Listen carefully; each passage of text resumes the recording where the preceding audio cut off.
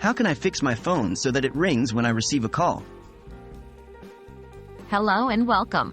Today, we're going to solve a common issue that many smartphone users face, making sure your phone rings when you receive a call.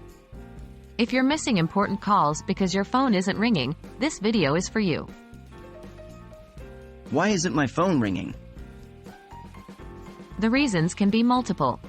Your phone might be set to silent, the Do Not Disturb mode could be activated, the ring volume may be set to 0, or your ringtone settings may be configured incorrectly.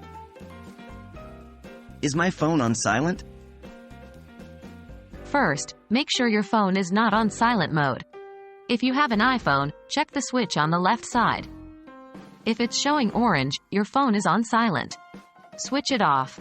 For Android users, check the volume settings and make sure your phone isn't set to vibrate or mute. Is the Do Not Disturb mode activated? Next, check if the Do Not Disturb mode is activated. On iPhone, go to Settings and then Do Not Disturb. If the toggle is green, turn it off. Android users can find this setting under Sound and Vibration in their settings. Is my ring volume turned up? You also need to make sure your ring volume is turned up.